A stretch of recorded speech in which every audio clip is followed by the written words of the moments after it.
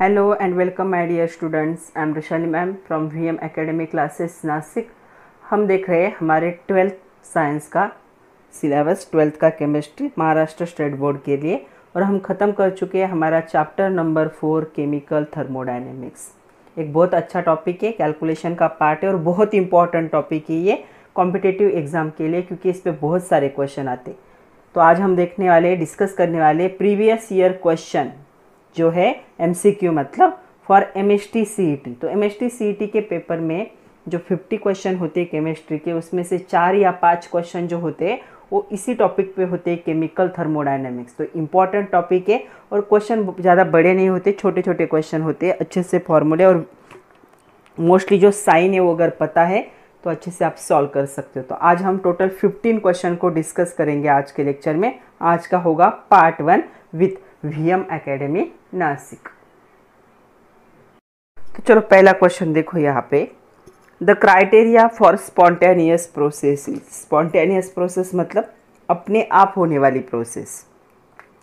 तो spontaneous process के लिए क्राइटेरिया क्या होना चाहिए? 4 ऑप्शन है हमारे पास। कौन से ऑप्शन है देखो, delta G greater than 0, delta G smaller than 0, delta G is equal to 0 and delta S total. तो एस क्या होता है? एंथैल्पी होता है, वो 0 से क्या होना चाहिए? कम होना चाहिए। तो कौन सा ऑप्शन करेक्ट होगा? तो हमेशा याद रखो, जो स्पॉन्टेनियस प्रोसेस होते हैं, तो स्पॉन्टेनियस मतलब अपने आप होने वाले, विदाउट फोर्स, नेचुरली होने वाले जो रिएक्शंस होंगे, उस रिएक्शन के लिए आपके डेल्टा जी की जो वैल्यू होगी वो वैल्यू क्या होनी चाहिए? It should be negative. तो ये वैल्यू क्या होगी? निगेटिव होगी। तो ये वैल्यू निगेटिव कब हो सकती है? जब आपका डेल्टा जी क्या होगा? 0 से कम होगा। अगर 0 से ज़्यादा हुआ तो क्या हो जाएगी? वैल्यू पॉजिटिव होगी। सो डेल्टा जी जब 0 से क्या होगा? कम होगा, तब आपका क्या होगा? इसकी वैल्यू निगेटिव होगी और ये क्या होगा? प्रोसेस क्या होगी? स्पॉन्टेनियस होगी। तो इस क्वेश्चन का करेक्ट आंसर कौन सा है? इस क्वेश्चन का करेक्ट आंसर है ऑप्शन बी करेक्ट। तो ऑप्शन बी क्या है देखो, delta G is less than 0, ये होना चाहिए। So option B is correct. ये क्वेश्चन था MHT CET 2016 का क्वेश्चन था। See the second question, which of the following properties is extensive. तो हमने 2 टाइप के प्रॉपर्टीज देखे, extensive property and the intensive property. तो एक्सटेंसिव प्रॉपर्टीज क्या होते हैं? तो हमेशा याद रखना है एक्सटेंसिव प्रॉपर्टीज।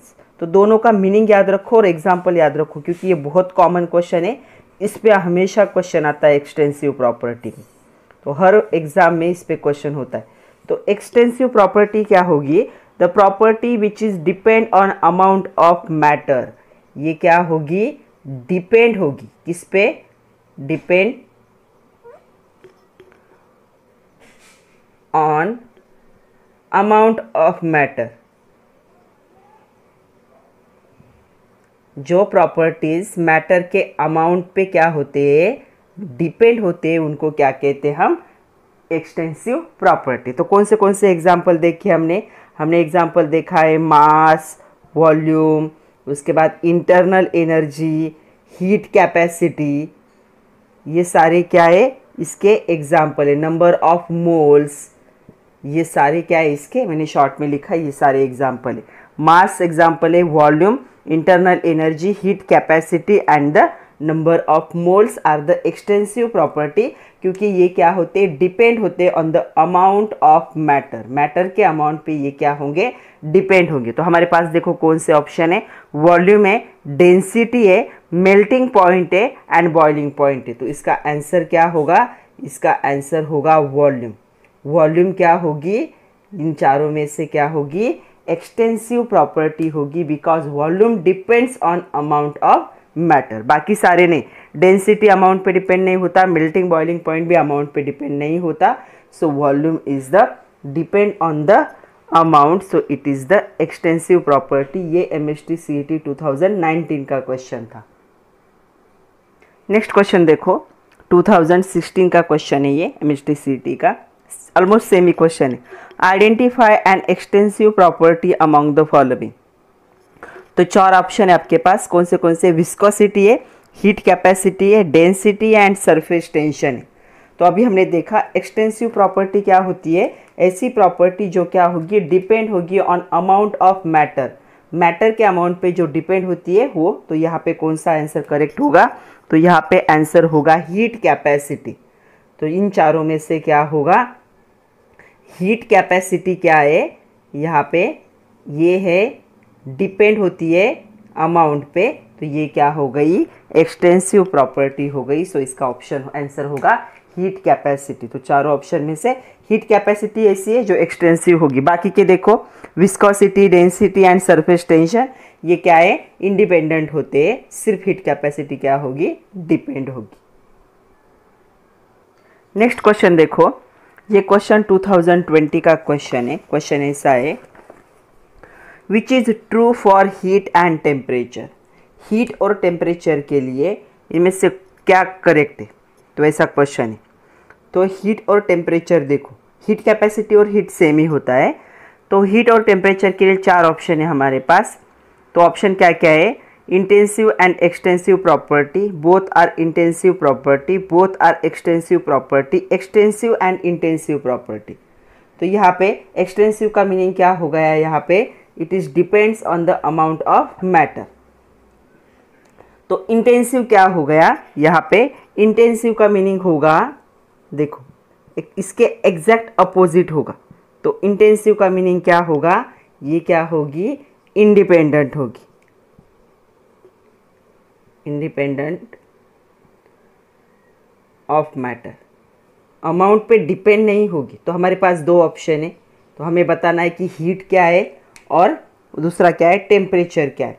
तो हमेशा याद रखो हीट कैपेसिटी किस पे डिपेंड होती है, अमाउंट पे। तो हीट क्या हो गई, यहाँ पे हीट हो गई एक्सटेंसिव प्रॉपर्टी, और इंटेंसिव प्रॉपर्टी कौन सी हो गई इसमें से, टेम्परेचर।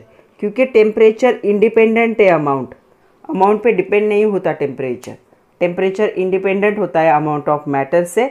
सो टेम्परेचर क्या हो गया यहाँ पे, इंटेंसिव। तो कौन सा ऑप्शन करेक्ट होगा, extensive and intensive properties respectively. मतलब हीट क्या होगी यहाँ पे, एक्सटेंसिव प्रॉपर्टी होगी, और टेम्परेचर क्या होगा यहाँ पे, इंटेंसिव प्रॉपर्टी होगा। तो ऑप्शन कौन सा करेक्ट होगा, देखो चारों में से कौन सा ऑप्शन करेक्ट है, extensive and intensive properties respectively, ये ऑप्शन क्या होगा, करेक्ट होगा। सी द नेक्स्ट वन, ये क्वेश्चन 2 बार आया है। एक बार आया MST CET 2019 में, और सिमिलर क्वेश्चन आया था MST CET 2016 में।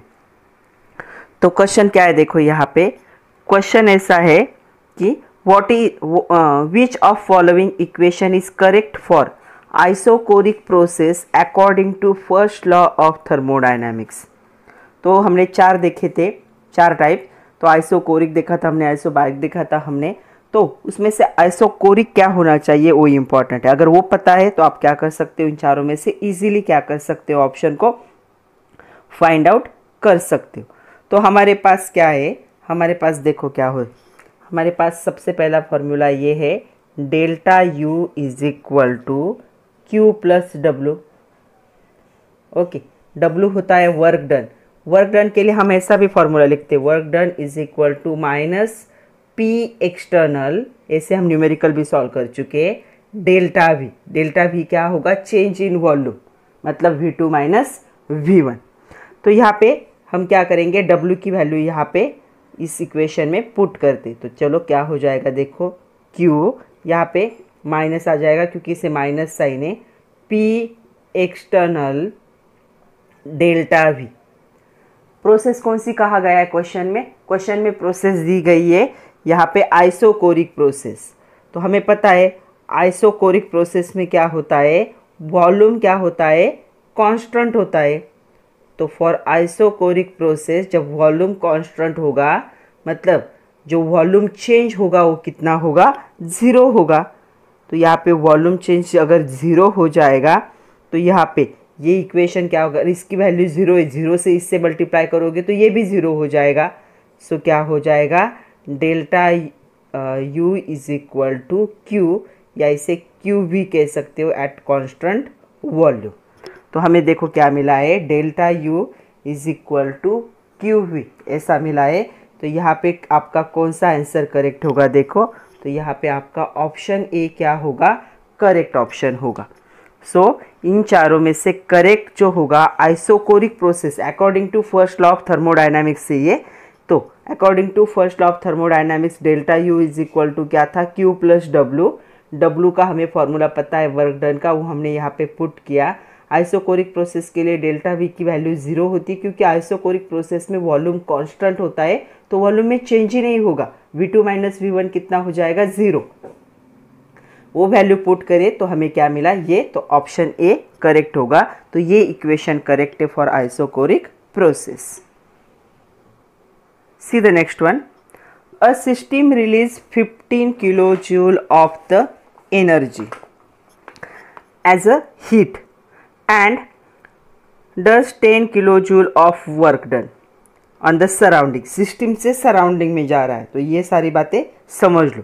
जब कोई कुछ भी सिस्टम से सराउंडिंग में रिलीज होता है तो हम उसे क्या करते हैं, निगेटिव साइन देते हैं, क्योंकि वो रिलीज हो रहा है, सिस्टम से बाहर निकल रहा है।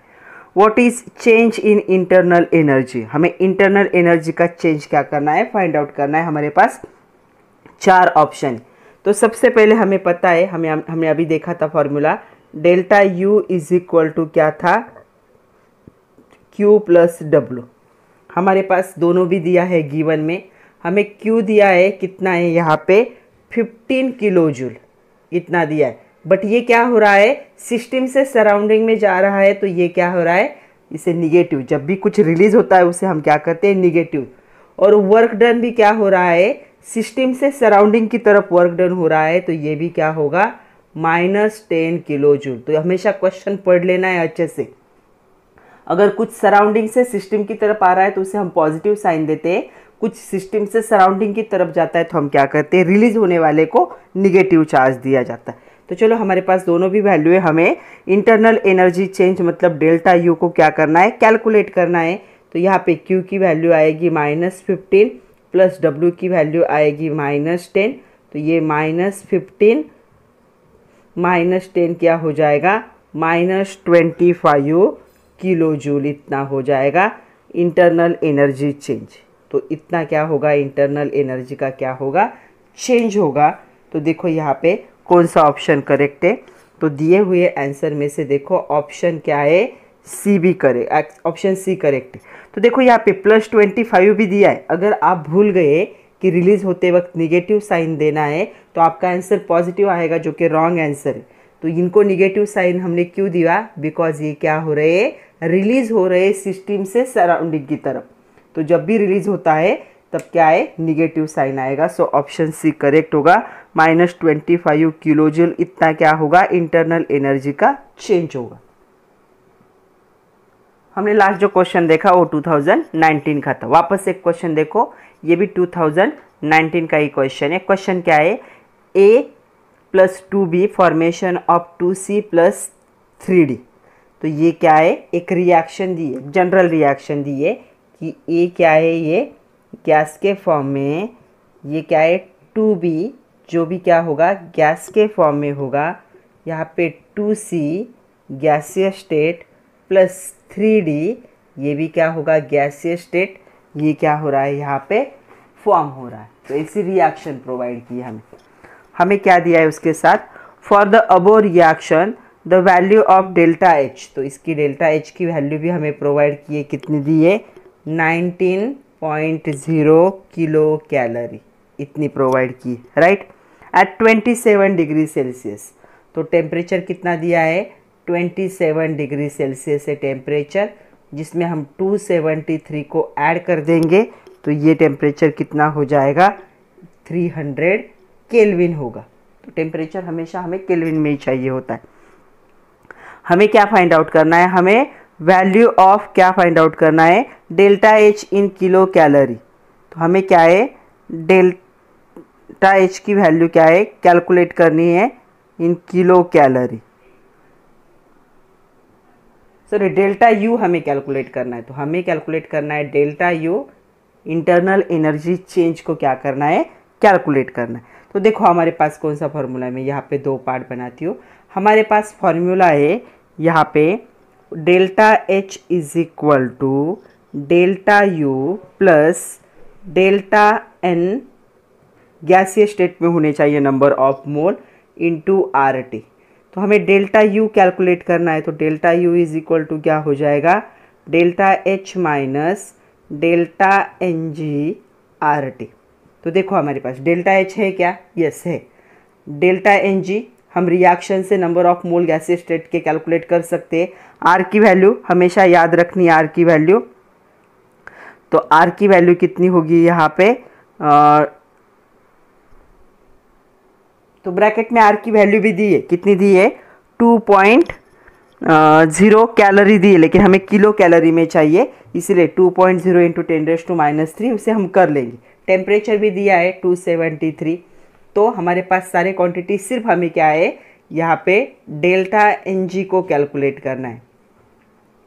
Change in number of moles, गैसीय स्टेट के हमेशा याद रखना है, यहाँ पे जो क्वांटिटीज है सिर्फ गैसीय स्टेट के क्वांटिटीज को क्या करना है, यहाँ पे आज्यूम करना है। तो क्या होता है, नंबर ऑफ मोल ऑफ, क्या हम करते हैं यहाँ पे चेंज ही देख रहे हैं ना हम, तो number of mole of product minus number of mole of reactant.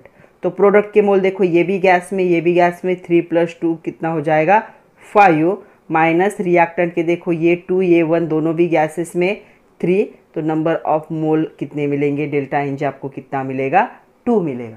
तो चलो सारे वैल्यू है आपके पास, अभी क्या करना है, वैल्यू को पुट करना है और कैलकुलेशन करनी। तो हमें क्या क्या मिला, तो देखो हमें मिला टी मिला हमें, मैं यहाँ पे लिख रही हूँ टी इतना है, ओके। डेल्टा एन जी हमें मिला कितना, 2 मिला। उसके बाद डेल्टा एच हमारे पास है, यहाँ पे है डेल्टा एच भी देखो, तो मैं डेल्टा एच वापस नहीं लिख रही, तो डेल्टा एच है हमारे पास। आर की वैल्यू हमें कितनी दी है, 2 क्या दिया है यहाँ पे, कैलोरी पर केल्विन पर मोल, तो उसे 2 इंटू 10⁻³ कर लेते हैं, क्योंकि ये किलो कैलोरी में तो ये भी किलो कैलोरी में चाहिए, तो उसे हमने ये कर लिया। तो सारे वैल्यू हो गए, चलो वैल्यू पुट करते और कैलकुलेट करते हैं।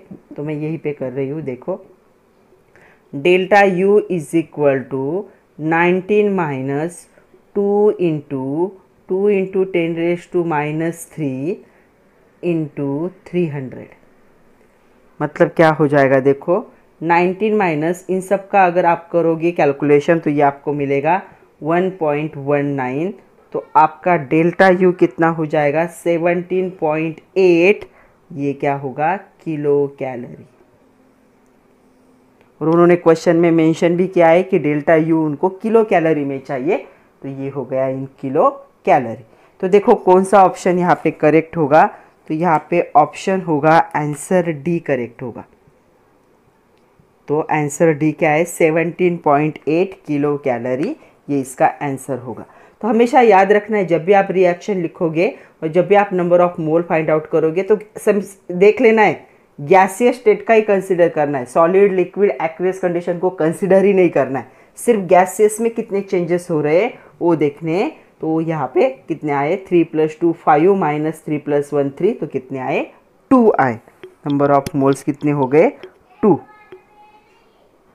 नेक्स्ट देखो, ये भी 2019 का एक क्वेश्चन है, ये क्वेश्चन 2019 का MST CET 2019 में यहाँ पे लिख रही हूँ, 2019 का क्वेश्चन है। तो क्वेश्चन क्या है देखो, इफ़ सी ग्राफाइट फॉर्म में, कार्बन मतलब ग्राफाइट फॉर्म में, formation of O2 in gaseous form, तो हम लिख लेते हैं यहाँ पे रिएक्शंस जो दिए, सी कौन से फॉर्म में, ग्राफाइट का मैं सिर्फ GRA लिख रही हूँ, ग्राफाइट फॉर्म प्लस O2 क्या है यहाँ पे गैसियस फॉर्म में, तब क्या फॉर्म होता है CO2, ये भी क्या होता है गैसियस फॉर्म में, और डेल्टा कंबशन क्या होगा यहाँ पे -393.5 किलो जूल, राइट। दूसरी रिएक्शन उन्होंने दी है कि सी डायमंड के फॉर्म में, अभी कार्बन के बहुत सारे एलोट्रॉप प्रेजेंट है हमें पता है, दूसरा फॉर्म कौन सा है डायमंड के फॉर्म में, प्लस इसके साथ जब इसका कंबशन होगा ऑक्सीजन गैस के साथ, तो यहाँ पे भी CO2 गैस क्या होता है फॉर्म होता है और यहाँ पे डेल्टा CH0 जो हीट होगी कंबशन की वो कितनी है -395.4 किलो जूल, इतना है। हमें क्या पूछा है उन्होंने, हमें फाइंड आउट करना है C ग्राफाइट से C कार्बन के लिए कितना डेल्टा एच ट्रांसफ़र जब होगा, ये कार्बन ग्राफाइट का फॉर्म जब डायमंड के फॉर्म में ट्रांसफ़र होता है तब क्या है, ये कितना चेंज होगा ये हमें दिखाना है। तो जब भी आपको दो रिएक्शन दिए होते हैं और तीसरी रिएक्शन आपको फाइंड आउट करनी होती है तो हमेशा आपको याद रखना है, आपको इन दोनों रिएक्शन पे ही कुछ क्या है, आप क्या क्या कर सकते हो, रिएक्शन को रिवर्स कर सकते हो, रिएक्शन को किसी नंबर से मल्टीप्लाई कर सकते हो, दोनों रिएक्शन को एक दूसरे में ऐड कर सकते हो, सब्ट्रैक्ट कर सकते हो, मल्टीप्लाई कर सकते हो। तो आपको जो भी करना है इन रिएक्शन के साथ करके नई रिएक्शन फॉर्म करनी। एक उसके साथ ये याद रखना है, आप जो भी ऑपरेशन इन रिएक्शन पे करोगे वही ऑपरेशन कहाँ पे होंगे, आपके जो उनके हीट होंगे, हीट रिलीज एंथैल्पीज, उन पे भी आपको सेम रिएक्शन क्या करने, सेम ऑपरेशंस क्या करने हैं करने। तो हमें क्या करना है, हमें C ग्राफाइट से C डायमंड को क्या करना है, फॉर्म करना है। तो मैं क्या कर रही हूँ, इसे मैं कहूँगी रिएक्शन 1 कहूँगी, इसे मैं रिएक्शन 2 कहूँगी, और रिएक्शन 1 से रिएक्शन 2 को माइनस करते। तो पहले रिएक्शन से दूसरे रिएक्शन को हम क्या कर रहे हैं, अभी माइनस कर रहे हैं। तो क्या हो जाएगा, देखो यहाँ पे आएगा C ग्राफाइट, ये इसके साथ कट जाएगा, ये भी इसके साथ कट जाएगा क्योंकि पहले से दूसरी रिएक्शन माइनस हो रही है। C diamond is equal to, थोड़ी देर के लिए मैं यहाँ पे रिएक्शन में इसे लिखते नहीं लेकिन थोड़ी देर के लिए 0 लिख रहे। ओके, अभी देखो क्या होगा, ये इस साइड माइनस से उस साइड जाके क्या होगा, प्लस होगा। मतलब क्या होगा, C ग्राफाइट, रिएक्शन का एरो वैसे के वैसा, C क्या होगा यहाँ पे डायमंड। उन्होंने पूछा यही तो था कि C ग्राफाइट से C डायमंड में जाओगे, तो यहाँ पे हमें देखना है कि ये डेल्टा H जो होगा, डेल्टा CH0 कितना होगा। तो यहाँ पे आपने जो ऑपरेशन किए वही यहाँ पे आपको करने। तो इससे इसको माइनस कर देते, तो इससे अगर इसको माइनस करोगे तो ये माइनस माइनस पॉजिटिव, 395.4 माइनस 393.5, तो इसका आपको आंसर मिलेगा 1.9 किलो जूल। तो देखो इसका आंसर ये होगा। मतलब जब आपका क्या हो रहा है, जो ग्राफाइट C डायमंड में जब कन्वर्ट होता है तो यहाँ पे एंथैल्पी का जो ट्रांसफॉर्मेशन होगा वो कितना होगा, plus 1.9 kilo joule. Plus sign देने की ज़रूरत नहीं, वैसे निगेटिव साइन लिखना पड़ता है। तो ये होगा इनका चेंज। तो हमने क्या किया, दोनों रिएक्शन को लिखा, ऑब्जर्व किया क्या हो सकता है। हमें सिर्फ ये दोनों क्वांटिटी चाहिए थी, बाकी कोई भी क्वांटिटी नहीं चाहिए क्योंकि आपको ये रिएक्शन करनी है। तो अगर रिएक्शन 1 से 2 को माइनस कर दोगे तो ये दोनों भी क्या हो जाएंगे, कैंसिल हो जाएंगे। तो यहाँ पे ये दोनों कैंसिल हो गए। यहाँ पे C graphite minus C diamond रहा, इज इक्वल टू कुछ भी नहीं, इसलिए मैंने 0 लिखा। ये इस साइड माइनस था तो उस साइड जाएगा तो क्या हो जाएगा, प्लस। मतलब C graphite is converted into C diamond. So यहाँ पे हीट चेंज कितना होगा, 1.9। अगर हमने रिएक्शन 1 से रिएक्शन 2 को माइनस किया है तो उसके एंथैल्पी को दूसरे एंथैल्पी से भी माइनस करना। यहाँ पे जो ऑपरेशंस होंगे वो सेम ऑपरेशन यहाँ पे आपको परफॉर्म करने हैं। तो यहाँ पे देखो कितना आया, 1.9 किलो जूल। इतना क्या होगा, एंथैल्पी चेंज कह सकते हो या एंथैल्पी ट्रांसफॉर्मेशन कह सकते हो। नेक्स्ट देखो, ये भी 2019 का एक क्वेश्चन है। Consider the following reaction. एक रिएक्शन उन्होंने कंसिडर करने के लिए बोली है। रिएक्शन क्या है, देखो रिएक्शन दी है H2 गैस, आप लोगों को भी क्वेश्चन में दिख रही होगी, प्लस Cl2, ये भी गैसेस फॉर्म में, फॉर्मेशन ऑफ ट्वाइस HCl, ये भी क्या है, गैसेस फॉर्म में। और इसके साथ क्या हो रहा है, प्लस 44 किलो कैलोरी। जब रिएक्शन के साथ प्लस दिया होता है मतलब डेल्टा H क्या होता है यहाँ पे, -44 किलो कैलोरी। हमेशा याद रखना ये बात। अगर रिएक्शन के साथ पॉजिटिव में दिया है मतलब ये रिलीज हुआ है, तो रिलीज जब होता है तब उसे क्या होता है, निगेटिव साइन। ये रिएक्शन के साथ पॉजिटिव लिख के दिया हुआ, मतलब हम सेपरेट लिखेंगे तो इसे क्या लिखेंगे, -44 किलो कैलोरी, इतना लिखेंगे। ओके, उसके बाद देखो क्या दिया है हमें, हीट ऑफ फॉर्मेशन दिया है क्या पूछा है, calculate heat of formation of 36 तो हमें 36.5 ग्राम HCl के लिए कैलकुलेट करना है कि ये डेल्टा H की वैल्यू कितनी होगी। तो अभी देखो यहाँ पे सबसे पहले हमें HCl का मोलर मास फाइंड आउट करना पड़ेगा। कितना होगा, 1 + 35.5 मतलब कितना होगा 36.5। लेकिन यहाँ पे कितने मोल है, 2 मोल है, इसलिए 2 × 36.5 के लिए कितनी हीट है, -44 क्या है, किलो कैलोरी। इतनी हीट क्या हो रही है, रिलीज हो रही है। तो उन्होंने क्या पूछा है कि 36.5 ग्राम HCl के लिए कितनी रिलीज होगी। तो 36.5 से ये 2 मल्टीप्लाई उस साइड जाएगा तो डिवाइड हो जाएगा।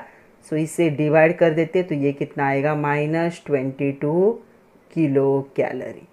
तो इतना क्या होगा, रिक्वायर्ड होगा। तो हम लिख सकते हैं, मतलब कौन सा ऑप्शन करेक्ट होगा, 36.5 ग्राम अगर आपको HCl फॉर्म होता है आपका, तब आपके डेल्टा H की वैल्यू कितनी होगी, -22 किलो कैलोरी। तो देखो कौन सा ऑप्शन करेक्ट है, आंसर क्या होना चाहिए, -22 किलो कैलोरी। इतना क्या होगा, यहाँ पे चेंज होगा। क्वेश्चन को अच्छे से देखो, एक रिएक्शन कंसिडर करके दिए, ये रिएक्शन के साथ पॉजिटिव है मतलब डेल्टा H निगेटिव है, ये बात याद रखनी। हीट ऑफ फॉर्मेशन फॉर 36.5, तो ये 36.5 है क्या, नहीं, ये एक का 36, लेकिन यहाँ पे कितने मोल फॉर्म हो रहे, मतलब उनका कहना क्या है, 2 मोल फॉर्म होने के लिए इतना लगता है, तो 1 मोल के लिए कितना लगेगा, तो 1 मोल के लिए उसका हाफ हो जाएगा, -22 किलो कैलोरी। इतनी क्या होगी, हीट ऑफ फॉर्मेशन होगा HCl का।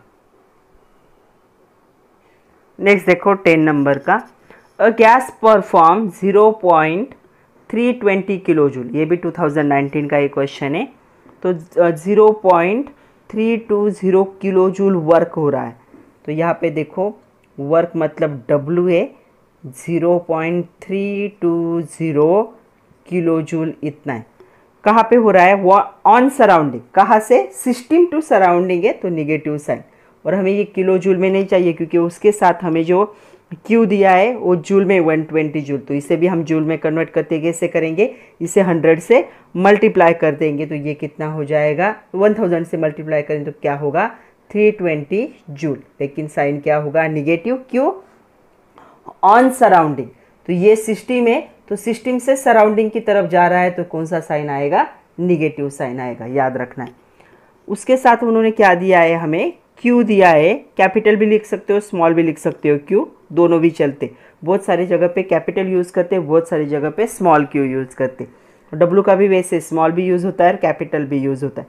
ये कितना दिया है, 120 जूल इतना दिया है। फ्रॉम सराउंडिंग का है, मतलब इसे कौन सा साइन होगा, पॉजिटिव। ये रिलीज हो रहा है मतलब बाहर जा रहा है, सिस्टम टू सराउंडिंग, हमेशा याद रखना है, system to surrounding negative sign, surrounding to system क्या होगा, पॉजिटिव। इसे क्या कहा है उन्होंने, द एब्सॉर्ब ही हीट एब्सॉर्ब हुई 120 joule of heat from surrounding से सिस्टम में एब्सॉर्ब हुआ है, तो इसे पॉजिटिव साइन। हमें क्या है, इंटरनल एनर्जी चेंज मतलब डेल्टा यू को क्या करना है, कैलकुलेट। ये न्यूमेरिकल बहुत इजी होते हैं, सिर्फ आपको साइन पता होने चाहिए, तो अच्छे से पढ़ना है उसके लिए। तो देखो हमारे पास फॉर्मूला क्या है, हमारे पास फॉर्मूला है delta U is equal to Q plus W, small भी लिख सकते हो कोई प्रॉब्लम नहीं, स्मॉल क्यू स्मॉल डब्ल्यू। तो ये हो जाएगा 120 प्लस 320 माइनस 320, तो इसका आंसर कितना होगा, -200 जूल। तो ये होगा इंटरनल एनर्जी चेंज। तो ये ऑप्शन कहीं पे है क्या, तो देखो ये ऑप्शन कहाँ पे है, तो वो ऑप्शन क्या होगा, करेक्ट होगा। तो आंसर क्या होना चाहिए, आंसर होना चाहिए -200 जूल। इतना क्या होगा, इंटरनल एनर्जी का क्या होगा, चेंज होगा। सीधे नेक्स्ट वन 2018 का क्वेश्चन है ये। तो क्वेश्चन क्या है देखो, calculate the work done during combustion of 0.138 kilogram of ethanol C2H5OH at 300 kelvin. R की वैल्यू प्रोवाइड की है, मोलर मास इथेनॉल का प्रोवाइड किया है 46 ग्राम। तो ये हमारे पास ये डाटा है और हमें क्या करना है, यहाँ पे क्या कैलकुलेट करना है, वर्क डन कैलकुलेट करना है फॉर 0.138 किलोग्राम। पहले हम रिएक्शन लिखते, तो हमें क्या करना है, यहाँ पे रिएक्शन लिखनी है C2H5OH का। देखो क्या होगा, C2H5OH ये कौन से फॉर्म में होता है, लिक्विड फॉर्म में। ओके, दिया हुआ है क्वेश्चन में लिक्विड फॉर्म में। प्लस इसका ऑक्सीजन के साथ क्या होगा, कंबशन होगा, ऑक्सीजन गैसियस फॉर्म में होगा। रिएक्शन को बैलेंस करके लिख रही हूँ मैं। हमेशा हाइड्रोकार्बन का प्रोडक्ट क्या होता है, ऑक्सीजन के साथ रिएक्शन का, कार्बन डाइऑक्साइड एंड वाटर। अभी वाटर यहाँ पे जो फॉर्म होगा ये भी लिक्विड फॉर्म में होगा, ये गैसियस फॉर्म में होगा। हमें क्या क्या दिया है, मैं इस साइड में लिख रही हूँ। हमारे पास क्या क्या है, हमारे पास उन्होंने आर की वैल्यू दी है, मैं यूनिट नहीं लिख रही हूँ, 8.314 ये दिया है। टेम्परेचर हमें प्रोवाइड किया है 300 केल्विन, इतना दिया है। ओके, उसके साथ और कुछ प्रोवाइड किया है क्या, नहीं। और हमें क्या दिया है, हमें वर्क डन फाइंड आउट करना है। तो सबसे पहले वर्क डन का फॉर्मूला होता है W = minus delta N gaseous state RT। तो देखो गैसियस स्टेट में क्या होगा, डेल्टा N की वैल्यू देखो क्या होगी। गैसियस स्टेट में क्या होगा, प्रोडक्ट माइनस क्या होता है, रिएक्टेंट होता है। तो ये कितना हो जाएगा, देखो 2 - 3, तो ये होगा -1। इसे हमें कंसिडर नहीं करना है, ये लिक्विड, हमें सिर्फ गैसियस कंडीशन को देखना है। तो ये गैस कंडीशन में ये भी लिक्विड है, ये गैस क्या होता है, number of moles of reactant minus product minus number of mole of reactant. तो नंबर ऑफ मोल प्रोडक्ट के कितने, 2 मोल है, रिएक्टेंट के 3 है, सो 2 - 3 कितना होगा, -1। तो चलो वैल्यू पुट करते हैं, -1 आर की वैल्यू 8.314 इंटू टी की वैल्यू कितनी है, 300। इसे जब हम सिंप्लीफाई करेंगे तो ये माइनस माइनस क्या हो जाएगा, प्लस होगा। तो क्या आंसर आएगा, 2494.2 जूल। इतना वर्क डन हो रहा है, लेकिन ये हमारा आंसर नहीं है, ये आइडियल कंडीशन के लिए हो रहा है कि जब 1 मोल क्या होंगे, इसके साथ रिएक्ट होंगे तो ऐसे फॉर्म होगा। मतलब जब 46 ग्राम क्या होता है, यहाँ पे इथेनॉल जब कंबशन होता है तो कितना वर्क डन होता है, दिस मच। ये कितने के लिए हो रहा है, 46 ग्राम के लिए हो रहा है। हमें पूछा कितना गया है, 0.138 किलोग्राम के लिए कितना होगा। मतलब यहाँ पे देखो, मैं यहाँ पे बताती हूँ आप लोगों को, 46 जो होगा ग्राम, उसके लिए वर्क डन कितना है, 2294.2 जूल इतना है। हमें फाइंड आउट करना है कि 0.138 किलोग्राम के लिए ये कितना होगा वर्क डन। तो ये किलोग्राम है, ये ग्राम है, तो ऐसा मैचअप नहीं होगा। तो इसे भी हम क्या करते हैं, ग्राम में कन्वर्ट कर लेते हैं। कितना हो जाएगा, हाँ 1000 से मल्टीप्लाई करेंगे तो 138 ग्राम हो जाएगा। तो देखो यहाँ पे 46 ग्राम जो था इथेनॉल, इसके लिए इतना वर्क डन था, राइट। अभी हमें क्या करना है, 138 ग्राम के लिए फाइंड आउट करना है। तो क्या होगा, 2494.2 इंटू 138 डिवाइडेड बाय क्या होगा, 46। तो यहाँ पे देखो आपको आंसर क्या मिलेगा, इसे आपको सिंप्लीफाई करना है और आंसर फाइंड आउट करना है। तो यहाँ पे आपको आंसर मिलेगा 7482.6 जूल। इतना क्या होगा, आपका आंसर होगा। तो मैं जूल भी यही पे लिख देती हूँ, ये होगा आंसर। तो देखो कहाँ पे ये ऑप्शन मैच हो रहा है, तो ये ऑप्शन क्या होगा, करेक्ट ऑप्शन होगा। तो आइडियल जो कंडीशन थी, तो आइडियल में क्या था, एक ही मोल था, तो इसका अगर मोलर मास, उन्होंने ब्रैकेट में मोलर मास भी प्रोवाइड किया था 46 ग्राम। आप भी कैलकुलेट करोगे तो 46 ही आएगा। तो 46 ग्राम के लिए आइडियली इतना वर्क डन है, तो 0.138 किलोग्राम के लिए कितना हो जाएगा, उसे ग्राम में कन्वर्ट किया तो उसके लिए आया 7482.6। मतलब अप्रॉक्सीमेटली क्या है, 7482 ही लिख देते, तो ऑप्शन में हमारे इतना ही है। तो ये हो गया 7482 जूल, इतना क्या होगा, वर्क डन होगा। सी द नेक्स्ट वन, ये भी 2018 का ही क्वेश्चन है। 2 मोल of an ideal gas are allowed to expand from volume of 10 dm cube to 2 meter cube at 300 Kelvin against a pressure of 101.325 kilo pascal, calculate the work done. तो हमें W calculate करना है और हमारे पास 4 option भी है। तो सबसे पहले जो दिया है वो लिख लेते हैं, मैं 2 पार्ट बना लेती हूँ यहाँ पे।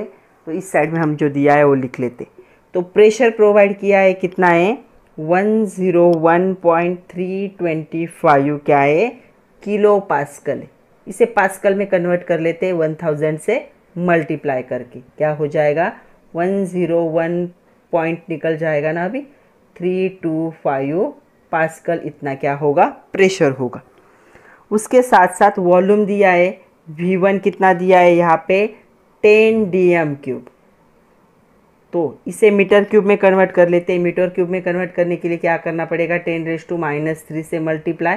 तो 10 × 10⁻³ क्या हो जाएगा 10⁻², मतलब ये हो जाएगा 0.01। ओके, और दूसरा V2 क्या दिया है, ये मीटर क्यूब हो गया। हाँ, अभी V2 क्या दिया है, V2 तो मीटर क्यूब में ही है, 2 मीटर क्यूब, इसे कन्वर्जन की ज़रूरत नहीं है। हमें क्या कैलकुलेट करना है, वर्क डन कैलकुलेट करना है। ये एक्सटर्नल प्रेशर होगा। हाँ, तो देखो हमें वर्क डन मतलब W को क्या करना है, कैलकुलेट करना है। तो हमारे पास जो था हमने पूरा लिख लिया। अभी हमें क्या करना है, फार्मूला यूज़ करके वैल्यू पुट करनी। तो क्या फार्मूला है हमारे पास फार्मूला है W = -P external delta V। तो डेल्टा V क्या होता है, डेल्टा V होता है यहाँ पे V2 - V1। तो V2 - V1 वो वैल्यू यहाँ पे हम पुट करेंगे। सो -101.325 ब्रैकेट में क्या आएगा, देखो V2 कितना है आपका 2 - 0.01।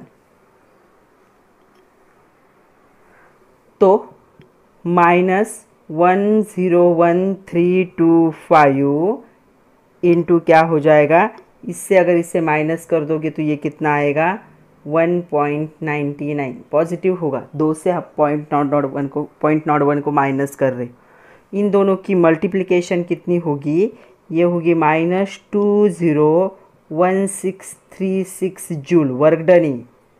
लेकिन हमें क्या है, वर्क डन किलो जूल में दिया है। सारे ऑप्शन में देखोगे तो ऑलमोस्ट किलो जूल में। तो ये कहीं पे मैच कर रहा है क्या, ये जूल वाला, ये कहीं पे मैच नहीं कर रहा है। तो किलो जूल वाला मैच कर रहा है। तो इसे क्या कर दोगे 1000 से डिवाइड कर दोगे। तो 1000 से डिवाइड करोगे तो 1 2 3 यहाँ पे पॉइंट आएगा तो ये निकल जाएगा, 1 2 3 यहाँ पे पॉइंट आएगा तो ये निकल जाएगा। सो -201.6 क्या होगा किलो जूल। तो ये हो गया आंसर। तो देखो आंसर क्या होना चाहिए, -201.6 किलो जूल, इतना क्या होना चाहिए आपका आंसर होना चाहिए। तो देखो कौन सा ऑप्शन करेक्ट है, answer should be -201.6 kilo joule. इतना क्या होगा वर्क डन होगा। अगर क्या होता है एक्सपांड होता है वॉल्यूम 10 dm क्यूब से 2 मीटर क्यूब 2 मोल आइडियल गैस का। तो यहाँ पे मोल का कोई यूज़ नहीं था, सिर्फ हमें क्या है वॉल्यूम को अच्छे से V1 क्या लेना है V2 क्या लेना है वो अच्छे से समझ लो। और दोनों का यूनिट सेम होना भी ज़रूरी है। इसका मीटर क्यूब था तो हमने इसे भी मीटर क्यूब में कन्वर्ट कर लिया। डेल्टा V क्या होता है V2 - V1 change in volume. P external दिया था किलो पास्कल में था, उससे हमने पास्कल में कन्वर्ट कर लिया। तो सारे क्या है जो यूनिट होते हैं उसे SI में रखो या फिर CGS में रखो, एक ही किसी सिस्टम में कन्वर्ट कर लो, उसके बाद कैलकुलेट करना ज़रूरी। सो आंसर आया -201.6 किलो जूल। नेक्स्ट क्वेश्चन देखो 2017 का एक क्वेश्चन है। क्वेश्चन है the first law of thermodynamics for isothermal processes. तो first law of thermodynamic process के लिए हमें क्या करना है, करेक्ट क्या करना है यहाँ पे फाइंड आउट करना है। तो फर्स्ट लॉ ऑफ थर्मोडायनामिक्स का स्टेटमेंट क्या है हमें पता है, डेल्टा U = Q + W। ये तो हम न्यूमेरिकल भी सॉल्व कर चुके हैं। आइसोथर्मल प्रोसेस के लिए क्या होता है, आइसोथर्मल है मतलब हीट चेंज नहीं होगा। तो आइसोथर्मल प्रोसेस के लिए जो इंटरनल चेंज होता है हीट का डेल्टा U, ये क्या होता है 0 होता है। तो ये वैल्यू हम यहाँ पे पुट करेंगे तो 0 इज इक्वल टू क्या हो जाएगा, Q प्लस W, ये हो जाएगा। मतलब क्या हो जाएगा यहाँ पे, Q is equal to minus W, इसे ऐसा लिखो या फिर Q is equal to minus W ऐसा लिखो, कोई फ़र्क नहीं पड़ता। तो दोनों सिंबल बहुत जगह पे क्या है, कन्फ्यूजिंग है। कॉम्पिटिटिव एग्जाम वाले छोटे सिंबल यूज़ करते हैं, हमारे बुक में कैपिटल दिए तो कोई फ़र्क नहीं पड़ता। तो ये होगा रिलेशन। तो क्या होगा, for isothermal process delta U is equal to 0 हो जाएगा। तो क्या करेक्ट होगा, Q is equal to minus W, ये ऑप्शन क्या होगा, करेक्ट ऑप्शन होगा। See the next one. यहाँ पे देखो 2017 का क्वेश्चन है CET का। Calculate the work done during compression of 2 mole of an ideal gas from volume 1 metre cube to क्या है 10 dm cube eight 300 kelvin against the pressure 100 kilo pascal. तो हमारे पास जो है वो लिख लेते। तो हमारे पास क्या दिया है, प्रेशर दिया है, कितना है 100 किलो पास्कल, इसे ऐसे रहने दो। ओके, अभी हम क्या करेंगे, जो वॉल्यूम है उसे मीटर क्यूब में ही रखेंगे। तो यहाँ पे V1 दिया है 1 मीटर क्यूब था, V2 कितना दिया है, कितना कंप्रेस हुआ है 10 dm क्यूब। तो इसे हम क्या करेंगे 1000 से मल्टीप्लाई करेंगे। तो ये क्या हो जाएगा, 1000 से मल्टीप्लाई नहीं 1000 से डिवाइड करना पड़ेगा तब। तो इसे हम 1000 से डिवाइड करेंगे तो ये आएगा 0.01 क्या होगा, ये भी अभी मीटर क्यूब हो जाएगा, मीटर क्यूब। हमें क्या फाइंड आउट करना है, हमें वर्क डन फाइंड आउट करना है। सो W कितना है वो फाइंड आउट करना है। तो चलो हमारे पास फॉर्मूला है W is equal to minus P external क्या होता है डेल्टा V। डेल्टा V क्या होगा, delta V is equal to V2 minus V1। तो चलो वैल्यू पुट करते, माइनस 100, V2 है हमारा 0.01, V1 है हमारा 1। तो क्या हो जाएगा माइनस 100 इंटू माइनस 0.99, इससे इसे माइनस करना है तो 0.99। तो ये माइनस माइनस प्लस हो जाएगा, 0.99 क्या हो जाएगा 9.0 किलो जूल, इतना क्या होगा वर्क डन होगा। तो देखो हमारा ऑप्शन क्या होना चाहिए, हमारा कौन सा ऑप्शन करेक्ट होगा, प्लस 99 किलो जूल, इतना क्या होगा वर्क डन होगा। तो देखो ये ऑप्शन कहाँ पे, ऑप्शन क्या होगा करेक्ट ऑप्शन होगा। तो अच्छे से समझ लो वॉल्यूम का चेंज, यहाँ से यहाँ तक तो पहला वॉल्यूम V1 क्या एज्यूम करना है, दूसरा क्या होगा V2 होगा, और डेल्टा V क्या होता है V2 माइनस V1। तो कभी कभी वो पॉजिटिव आ सकता है, कभी निगेटिव, डिपेंड है कि सिस्टम से सराउंडिंग की तरफ आ रहा है या सराउंडिंग से सिस्टम की तरफ जा रहा है। तो आप करेक्ट एज्यूम करोगे तो आपको ये ऐसे मिलेगा, और जो दिया था प्रेशर वो हमने ऐसे यूज़ कर लिया। तो हमें आंसर मिला प्लस 99 किलो जूल, इतना क्या होगा वर्क डन होगा ड्यूरिंग दिस कंप्रेशन। नेक्स्ट देखो क्वेश्चन नंबर 15, ये 2017 का क्वेश्चन। जो हमारा ये चैप्टर है केमिकल थर्मोडायनेमिक्स, ये बहुत इंपॉर्टेंट चैप्टर है, क्योंकि आपके CET के क्वेश्चन पेपर में 4 से लेकर 5 क्वेश्चन जो होते हैं इसी के होते। तो बहुत सारे क्वेश्चन आते हैं इस चैप्टर पे और इजी होते हैं, अच्छे से समझ लो, बहुत इजी। इसके न्यूमेरिकल ज़्यादा बड़े न्यूमेरिकल नहीं है, छोटे छोटे फॉर्मूले, छोटे छोटे न्यूमेरिकल, सिर्फ साइन अच्छे से समझ लेना है कि कब आपको क्या करना है, कौन सा साइन यूज़ करना है। और बहुत सारे वेरिएबल फार्मूले अगर अच्छे से लर्न कर लिए तो ये चैप्टर बहुत अच्छा है। तो इसके सारे MCQ आप सॉल्व कर सकते हो। तो देखो क्या है, the work done during combustion of 9 × 10⁻² kilogram of ethane. Ethane का फॉर्मूला भी दिया है यहाँ पे, क्या है C2H6। तो ये क्या है इथेन का फॉर्मूला है। एट कितना दिया है 300 केल्विन, आर की वैल्यू भी दी है, और हमें एटॉमिक मास भी दी है कार्बन और हाइड्रोजन की। तो चलो पहले हमें क्या करना पड़ेगा, रिएक्शन लिखनी पड़ेगी, केमिकल रिएक्शन। तो हम लिखते इथेन के लिए क्या हो जाएगा, देखो C2H6 गैसियस फॉर्म में होगा, इसकी रिएक्शन ऑक्सीजन के साथ होगी जो गैस फॉर्म में होना ज़रूरी है। यहाँ पे क्या होगा twice of CO2 gases form में कन्वर्ट होगा प्लस 3H2O ये क्या होगा लिक्विड फॉर्म में। और इस रिएक्शन को बैलेंस करने के लिए ऑक्सीजन हमें 7/2 टाइम लेना पड़ेगा। ओके, हमारे पास क्या क्या दिया है देखो, हमारे पास उन्होंने टेम्परेचर दिया है, कितना टेम्परेचर प्रोवाइड किया है देखो, न्यूमेरिकल में टेम्परेचर भी दिया है, कितना टेम्परेचर है यहाँ पे 300 केल्विन। सो टेम्परेचर 300 केल्विन, थोड़ा सा बड़ा न्यूमेरिकल है इसलिए मैंने थोड़ा सा छोटा ही रखा है न्यूमेरिकल, आप लोगों को दिख रहा होगा फिर भी। उसके साथ आर की वैल्यू दी है, कितनी है 8.314 इतनी जूल। उसके साथ क्या दिया है और कुछ भी नहीं दिया है, वर्क डन पूछा है। तो वर्क डन भी किसके लिए पूछा है उन्होंने 9 × 10⁻² किलोग्राम के लिए पूछा है। तो पहले हम आइडियल तो निकाल लेते हैं। तो हमारे पास कौन सा फार्मूला है, हमारे पास फार्मूला है यहाँ पे W = -ΔNg/RT, ये फार्मूला है। तो हमें क्या है नंबर ऑफ मोल्स देखने पड़ेंगे। देखो नंबर ऑफ मोल्स का जो होता है change in number of mole of gaseous, ये होता है number of moles of product upon number of moles of reactant. तो प्रोडक्ट में गैसियस स्टेट में ये गैसियस स्टेट में नहीं, इसलिए इसको यूज़ नहीं करेंगे, ये लिक्विड है देखो। तो प्रोडक्ट के मोल कितने होंगे 2, और यहाँ पे देखो 7/2 को हम 3.5 लिखेंगे +1 मतलब 4.5। 7/2 मतलब क्या होता है देखो 3.5 होता है, ये भी गैस में ये भी गैस में +1, तो यहाँ पे मैंने 4.5 लिखा।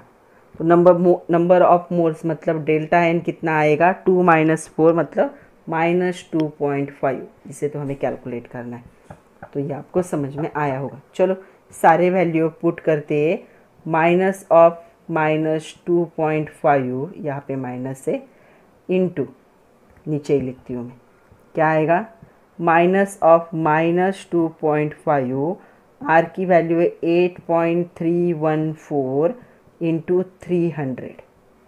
तो आपको ये वर्क डन मिलेगा, कितना मिलता है यहाँ पे, इसे कैलकुलेट करोगे तो ये आपको माइनस माइनस प्लस हो जाएगा 6.2355 किलो जूल इतना मिलेगा। ओके, अभी क्या है जो जूल में मिलेगा फिर उसे किलो जूल में कन्वर्ट कर लो। तो ये हमें मिला है 1 मोल के लिए। 1 मोल मतलब कितना है यहाँ पे देखो 12 कितना होता है इसका, अगर मोलर मास फाइंड आउट करें तो क्या आएगा मोलर मास यहाँ पे 12 24 + 6 मतलब 30 ग्राम का वर्क डन कितना है इतना है।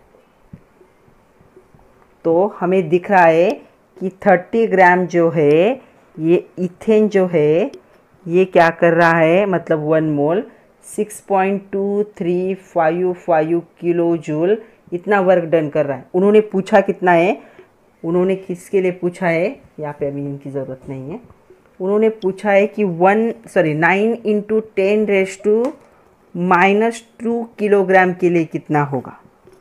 तो ये इसे 1000 से हम क्या करेंगे मल्टीप्लाई करेंगे तो ये कितना आएगा 90 ग्राम, मतलब हमें 90 ग्राम इथेन के लिए फाइंड आउट करना है। तो 90 ग्राम इथेन के लिए कितना हो जाएगा, तो क्या करोगे 6.2355 × 90 / 30। तो आपको ये आंसर मिलेगा, कितना आएगा देखो यहाँ पे ये आएगा 18.71 किलो जूल इतना क्या होगा वर्क डन होगा for this much of ethane. इसने इथेन के लिए इतना क्या होगा वर्क डन होगा। तो देखो कौन सा ऑप्शन करेक्ट है, 18.70 माइनस नहीं आएगा है प्लस आएगा। क्यों, आपका जो चेंज आया था ΔN जो नंबर ऑफ मोल का चेंज था वो निगेटिव था, इसलिए आपका आंसर पॉजिटिव निगेटिव कैंसिल हो गया। तो यहाँ पे देखो ये दोनों भी ऑप्शन है, 18.71 भी है और -18.71 भी है। कौन सा करेक्ट होगा, प्लस होना चाहिए, प्लस 18.71 या फिर साइन नहीं होगा वो ऑप्शन क्या होगा करेक्ट। तो 90 ग्राम अगर इथेन मतलब 3 मोल हो जाएंगे इथेन के, अगर क्या होते हैं उसका ऑक्सीडेशन होता है, उसका क्या होगा कंबशन होगा, तो कितना वर्क डन होगा, 18.71 किलो जूल इतना क्या होगा, वर्क डन होगा। तो आज के लेक्चर में मैंने टोटल 15 क्वेश्चन डिस्कस किए। मैंने ट्राई किया है कि अलग अलग टाइप के क्वेश्चन हो। इस पे और एक वीडियो बनाऊंगी मैं, जिसमें हम और 15 या 20 क्वेश्चन को डिस्कस करेंगे। ये बहुत इंपॉर्टेंट चैप्टर है। तो आप थ्योरी को अगर अच्छे से कर लेते हो, सारे न्यूमेरिकल अच्छे से सॉल्व कर लेते हो थ्योरी के, तो ये न्यूमेरिकल आपको ईजी लगेंगे एज़ कम्पेयर टू थ्योरी। ये क्या है, छोटे छोटे न्यूमेरिकल। तो आप पढ़ते रहिए। All the best and thank you very much my dear students.